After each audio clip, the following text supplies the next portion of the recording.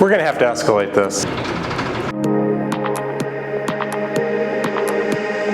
Welcome to Stay Focused, Focus Real Estate's weekly video series. And today we are talking about a very relevant topic, escalation clause. An escalation clause is when you actually put a clause in your offer to say, I will pay more for your house than the other person is paying for your house.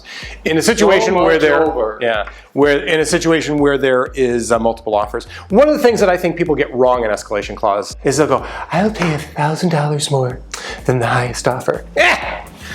Give them a reason to accept your offer. Yeah, 1,000 isn't very motivating to a seller. So typically buyers put in a clause. I think the ones that sellers find most appealing are $5,000, $10,000 over the highest offer. There's many different ways to use your escalation clause, and you have to be artful in these again and how you're doing it, because you could say, I will pay $5,000 over the highest offer up to this point, and you're basically putting a cap on it. There is your hand.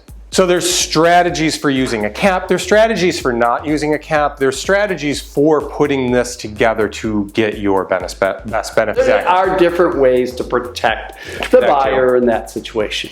And then we have, for all of our attorney friends out there that are like, a contract's not a contract unless it's fully specified. And I don't really mean to say that our attorneys talk like that, they don't. You know, a contract isn't a contract predicated on a different contract that isn't even valid, right? Yeah, referring to another offer. So basically what we use these and how we use these escalation clauses is to get your foot in the door, get a number that's acceptable to the seller, and that's not the offer the seller signs. The offer that the seller signs then is the offer that we rewrite. Final agreed upon price. And final agreed upon price. So what this is not necessarily a contract, but a negotiation strategy. It's a tool. And it's a tool. So if you want to know more about escalation clauses, tune in. Drop us a line, ask us a question. And until next time, stay tuned and stay focused.